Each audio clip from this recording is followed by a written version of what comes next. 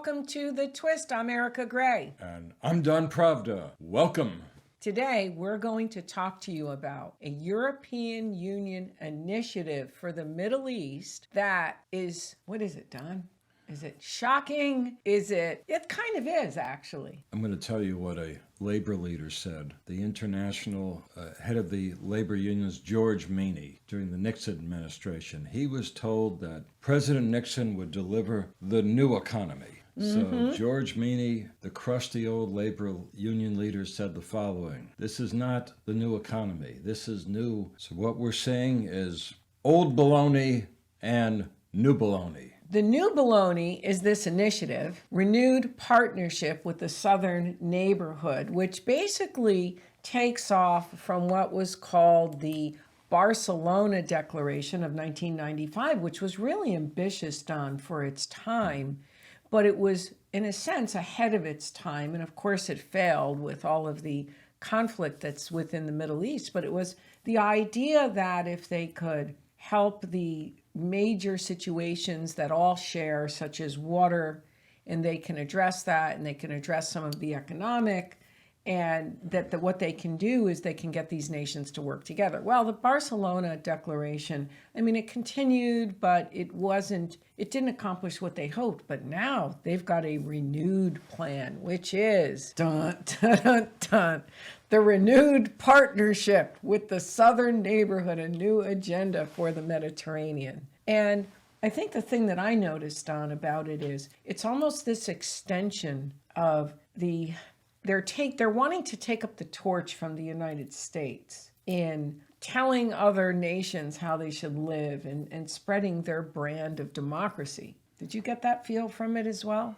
Well, I had the impression, going back to 1990s, those were the big Clinton years. There was a lot of ambition. There was a lot of hope and a lot of promise. But by and large, the promise was not delivered on this treaty. So therefore, it's, to me, like a rerun of a show from the 1990s, whether it be a drama or a comedy, and it's a rerun, and I just don't see this working. You've got a good point. But the other piece about it, too, is they're stating about democratic values, but it's known, it is common knowledge that there is a democratic deficit within the European Union institutional structure. So I found it interesting, Don, that this non-democratic institution would be wanting to spread democracy or its brand of democracy. So in its introduction, it mentions the 25th anniversary of the Barcelona Declaration.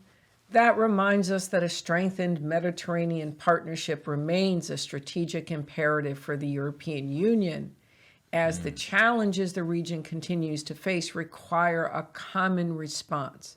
And to this end, and I'm just going down a little bit further, they have proposed a new, ambitious, and innovative agenda for the Mediterranean, drawing for the first time on the full EU toolbox and the groundbreaking opportunities of the twin green and digital transitions. Don, what's your 2 cents on that? Well, first of all, it's very hard to understand exactly what they mean. And also, do you really understand their goals in this policy? Well, what I think is a little bit frightening, when you read about their aims towards the green and digital, it basically conforms with EU law. Of course, it'll increase trade with the European Union because in the area of the green technologies, although they will be throwing a lot of money, but the idea is it's like an investment and you throw money and you hope in the end money comes back. But the thing that's concerning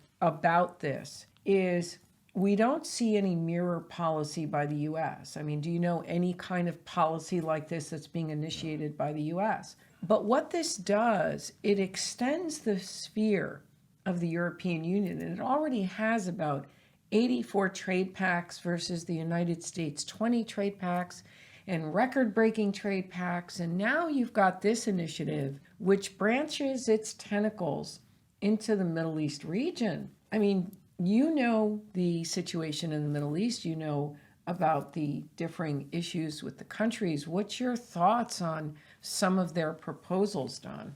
Well, I can't find anything yet that makes sense to me. Perhaps you find some truth in it, but these are ambitious ideas, but it doesn't sound like that there's anything in reality that will really work. And I think it's just a lot of bluster. It's making headlines. This has been ignored by the regular media. You see, the regular media doesn't pay attention to Europe. The problem is that this empire is forming and growing. It's bona fide. It is a bona fide empire, and it's becoming stronger. It's adding more and more layers. The media is not picking up on it. So this really has not been picked up on. So we see from looking at it that the new agenda aims for a green, digital, resilient, and just recovery guided by the 2030 Agenda for Sustainable Development, the Paris Agreement, and the European Green Deal, which I talked about. It is basically spreading its tentacles into this region. It's pretty ambitious. There's two parts of this, which also discuss the various countries, and Israel is also mentioned in the second part, and we looked at Israel as well. It supports a good deal, supporting the economic empowerment, of women and youth, encouraging their active involvement in decision-making, promoting steps to eliminate violence against women and girls, including conflict-related sexual and gender-based violence. It just seems that in the Middle East, you're dealing with the religious, and I'm not sure how this is going to fly with the religious component. But Europe just doesn't do anything without a lot of thought. There was a lot of research and thought that went into this proposal, but they did fail with the Barcelona Declaration.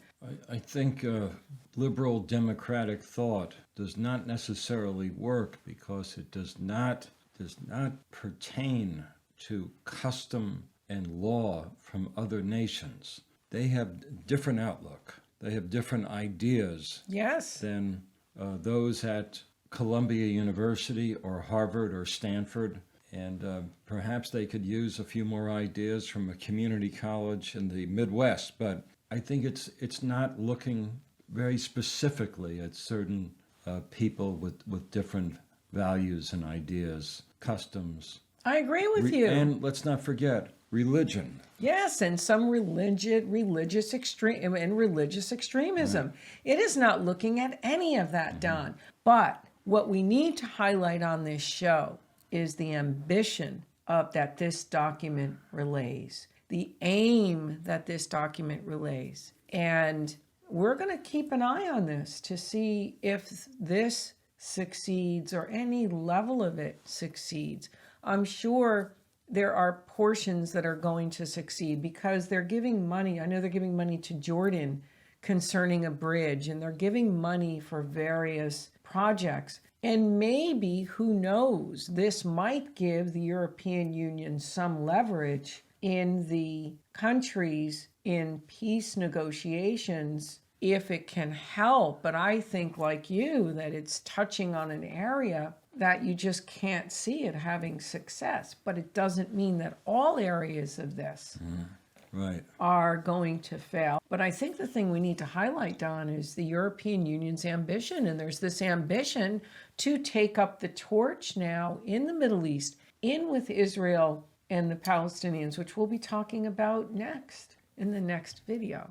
And these are very critical times and very, very dramatic stories that are coming out of the Middle East and Europe. You have the impression that the European Union wants to put its hand into the popcorn and get involved and and eat some of it. Sit back and enjoy, spit the kernels at the United States. Right. And perhaps throw the box under the seat. So we shall see.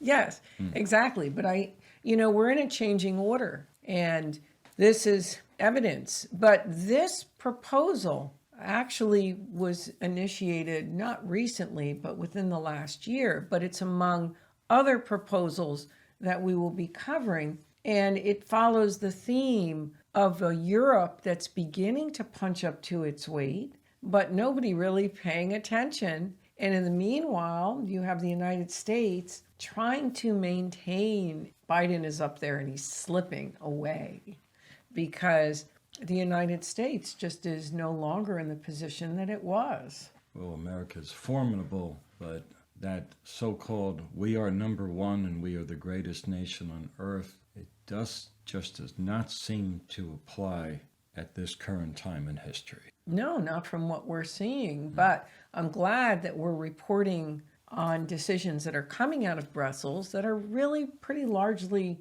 underreported by the media because nobody has a full understanding of Europe. They feel it's almost a non-entity, that it's just an economic union. It's going to fail. At some point, it's going to fall apart. That has never happened. It will not happen. And even now with the banking crisis that's been going on, we have talk of every crisis, it's another reason for the EU to further cement. And so, any final words, Mr. Pravda? Any final words?